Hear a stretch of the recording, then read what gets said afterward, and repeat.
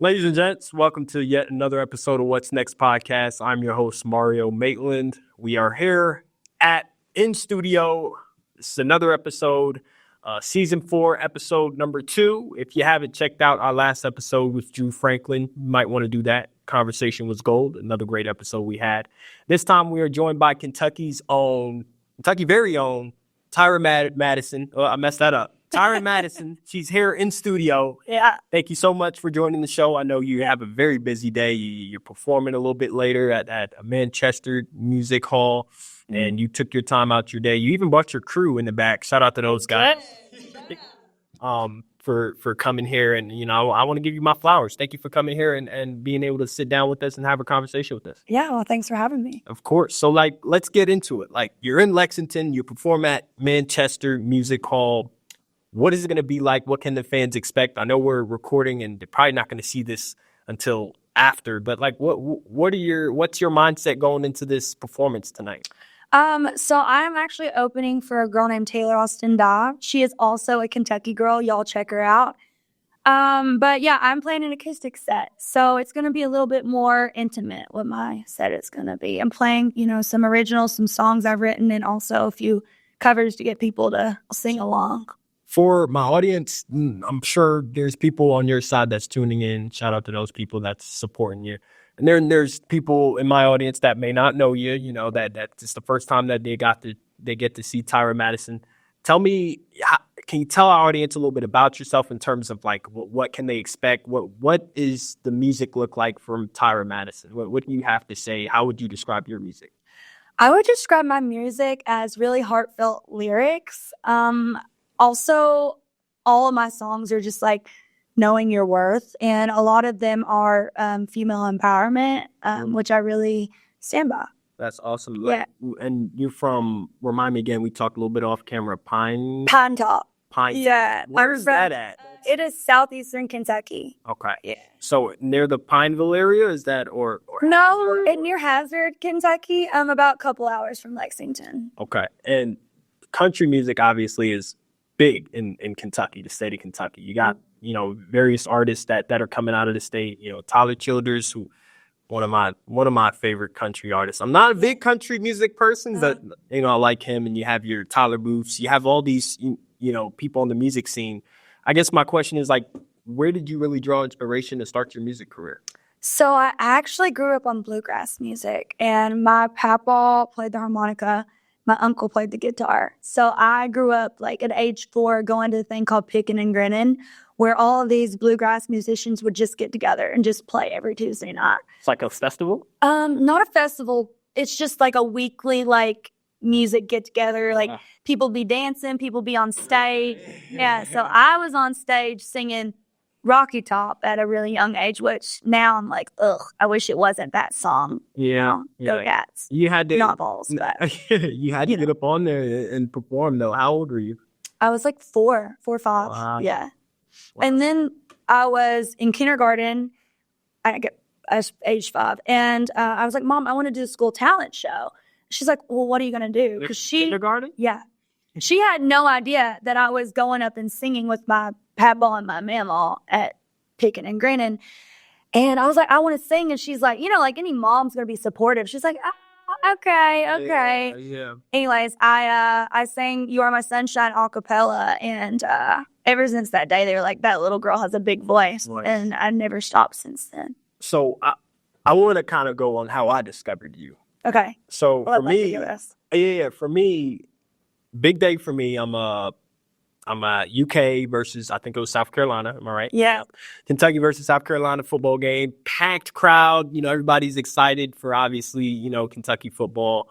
Not now, obviously. They're not doing so well. But in the moment, they were very excited. And then packed crowd. I think it was a whiteout. And I'm in the media booth. And the national anthem is about to start. You're singing it. And I'm like, usually I pay attention, but in that moment, I was like, I got stuck. I was like, who is that? Who is singing right now? That is incredible, the voice that you had. And to do it in front of 60,000 people, me just thinking about it, I was like, oh, this is incredible. I don't know who that person is, but she's really good. And then a few weeks later, I'm on TikTok. I'm big on social media. I have to, as part of my job is to be on social media. And then I ran across one of your videos. And I was like, hey, wait a second. This is the same girl that performed at Kroger Field. So that's kind of like how I discovered you. And I was like, oh, this is incredible. Like, she has a voice. She has the talent. She's doing what she loves to do. And she's entertaining her fans. I have to be able to get a chance to sit down with her and talk with her. So I want to ask you, like, what was that moment like? Let's take it back a little bit. Kroger Field, 60,000 people. What was that like? I know were you nervous or? I was a little nervous. Yeah. I think what people don't realize is when you're in a big stadium like that, the acoustics are different. So like I would be singing one word and it would echo back to me. So I couldn't wait until the echo came back to me. I had to keep singing. Or my national anthem would have been probably 4 minutes. Wow. So you have to keep like going. And they were like, yeah, sometimes people wear earplugs, but I was like, I want to hear myself. Like I don't know. So how does that, like, can you prepare for that? Like, is that something that? So I did a sound check the day before, which I was thankful for that they do that. Cause I was like, if they were just like threw me out there like, okay, good luck, I would have struggled. Yeah. But thankfully I got a sound check the day before. But yeah. Yeah. Big time moment. Do you like the large crowds, or are you more of the small venues like Manchester? You're gonna perform there. Are you like which are you more of a fan of? I would say performer. I would say they're different. Like, obviously the smaller, more intimate, and you can see people more throughout the crowd. But I mean, my goal is to play stadiums. So that was the anthem was the first like stadium I've ever sang in. So yeah, it was, like I said, it was an incredible moment, and I'm sure you'll be performing for more stadiums in the future. That was just the beginning. Let's talk about your connection with your fans. I feel like that's very important to you. Like I said, I saw you on TikTok. I feel like marketing and you pushing your brand is something that means a lot to you. Yeah. Like, why is that important to you? To obviously, the cliche answer is you want to get it out there. You want people to know who you are. But like, what's the deeper meaning for you, behind all of that, you pushing your brand? Yeah. I mean, I'm not really a fan of the word fan. I more call people my supporters. Oh, wow. Because I don't know, like I wouldn't be able to do what I'm doing without them. And I truly write my music to relate to people and make people feel something. I think that's the meaning of music in general. And I mean, I had a song do really well called, for instance, called Right Girl, Wrong Time. And it's, over 12 million streams on different platforms. And it was just really cool getting all these messages from these girls that are like, that helped me through my breakup. Yeah. And I was like, that's the goal. That's why I do what I do. Yeah. Well, what's your most memorable I'm saying the word that you don't like. Most memorable supporter that moment that you've been in? Like, was there, obviously you talked about that moment where people are messaging you and everything like that. Is there any other moments in your career that kind of stood out to you where you're like, holy cow, like I'm doing this thing?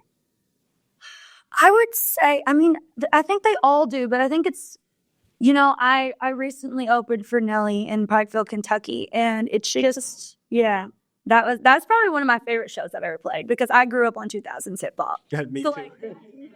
Because my brother's 7 years older than me, so I grew up listening to that in the car with him because he would drive me to school. And anyways, like that show, just like, getting done singing and seeing people at the merch table, and there's these little girls, and just being a role model, really, and that they, look up to me. I really don't take that for granted.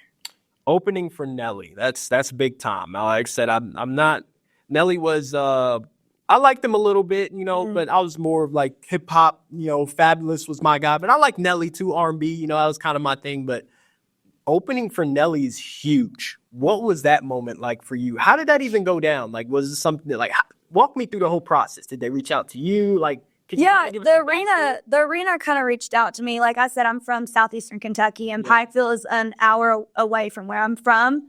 So, the arena kind of reached out, and that was my second time opening for Nelly. I've opened for him one other time, kind of right after COVID. So I didn't get to meet him then because he had a show the next day, and he was like, didn't want to get sick. But he truly was like one of the nicest people I've ever met. That's awesome. Yeah, he was like, thank you for getting the crowd going. Like, thank you for opening. And I'm like, no, thank you for having me. Like, what? No, he was very humble and he was very kind, and I appreciated that. For sure. You talked about you were a big, 2000s fan. That was kind of your era. Talk about some of the biggest inspirations, people that inspired you to keep going, want to do this music thing. Like, was there any specific artist that you really listened to growing up? Yeah, so like I said, my brother kind of got me on the 2000s hip hop, but my mom kind of got me on the 80s rock. So I grew up around a lot of genres, which is kind of cool because it makes me versatile as a singer. Like, I like to sing. I don't know if you've seen, but I do karaoke's. Yes, I do. Karaoke's all the time. And you like doing those? Yeah, I do. I think it's fun. Like, and people are like, oh, she's like faking it, but I'm like really not. I just know tons of covers because I grew up. Yeah, I was gonna say it shows your versatility. To be able to perform different songs like from different genres. Like that's a great way to do that. Was that your idea, the karaoke idea? Yeah, kind of. I'd seen some people do it before, not really in Nashville, but I'd seen it, and I was like, that's kind of cool. So me and my roommate Taylor, I was like, give me songs, and I'm gonna sit in front of the TV and surprise me, and I'm gonna see if I can get these songs. And then I kept doing that, and I had one had 14 million views. That was Jolene, and then I had Chandelier by Sia did really well too. I'm not sure how many views it got exactly, but it was working. And anything to social media is a hard game, so anything to get people to watch or just follow me or anything like that. For sure. We talked about covers. Obviously covers not your songs. Let's talk about some of your songs. What's the songwriting process for you? I feel like you're someone who you talk a little bit about it earlier in the interview. You said that you like to write from your experiences. Yeah. What's the songwriting process for you? Like, what does it look like? Hours in the studio? Where are the ideas coming from? Like, what's that look like for you? Yeah, so it really just depends. I do a thing called co-write where it's like me and two other people in the room and we just write a song together. And usually it starts with the idea of the song. Like if you stole my phone right now and you looked at my notes, you could see all my song ideas. So I'd randomly be out one night. I'm like, oh, that's a song. Or somebody would say something, that's a song. And I would write it down. And then you kind of go in the room and you're like, okay, I have this idea. And it's collaborative and everyone will pitch their ideas. And then you kind of go from there and, just write the dang song. Well, you're a star, obviously. Oh, thank you. What's your favorite part though? Because being a star, you got the performances, you got the song, you're writing the songs and the songwriting process, the photo shoots, the music videos. Like out of all the things that you do, what's the favorite part of it? I feel like you're gonna say on stage, but is there something behind the scenes that you kind of like too? I would say, yeah, for sure, being on stage.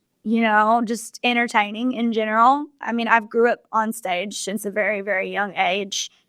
But I'm from southeastern Kentucky, and the resources were kind of low for music. So, I mean, any chance I could get to get on a stage, I was going to do it. Or any chance to sing, I was going to do it. I would play festivals. I would sing the national anthem multiple times. Yeah. That's incredible. Talk about what was there a moment that you had to take a risk in terms of just starting your career? I feel like, some people, I've talked to Chase Abrams, I believe a few years ago, and he was our last country artist that we've had, and him just being able to sing in front of people, that was his risk. That was his challenge. What was you're still early in your career, but what was there something that, that kind of made you okay, this is something I'm not sure about, but I'm going to go do it because I love to do it? Well, I think having a dream like this is a risk. It's not guaranteed. Yep. And, to me, there's no plan B for me. Because if there is a plan B, I won't try as hard with plan A. I love that. That's a quote right there. Yeah. I like that. That's a quote. What do you hope for in terms of your music career? What's the goals for you? Obviously, you want more supporters. I wasn't going to say fans. More supporters. You want your numbers to do well. But what's the overall goal? Are we looking to be a national pop star, a national country music artist? What does it look like? What's the big goals at the top of the board? Yeah, that's the goal. I just want to keep playing and I want to tour. That's my main goal right now. And just keep writing and really growing my artistry. Now, have you toured before or you? Not yet. Okay, so when are you planning on touring? That's the goal. We'll see. Okay, I love it. I love it. What's our time? Before we wrap this thing up, we always end off with 2 questions. What's next? Because you're on What's Next podcast. You're going to kind of explain what's next for you. And our last question is your best advice to anyone. It doesn't have to be people who, are interested in music. It's just general people. What does Tyra Madison have to say to them? So I'm gonna let you take the floor. Like, what's next for you? It can be short term, long term, and then your best advice. So what's next is I was currently in the studio last week. So new music in the new year. New song coming out? Yes. Okay. I haven't really announced anything yet, but there will be new music coming. I've been writing a lot, and my advice, gosh, this is really hard. What do you have to say? I don't know. Just like, be kind and chase after what you're passionate about. I love that. What's before we let you go, where can people find you? Kind of, give your take on where people can find you and or where can they listen? Okay, so on Instagram, I'm at Tyra Madison, TyraMadison.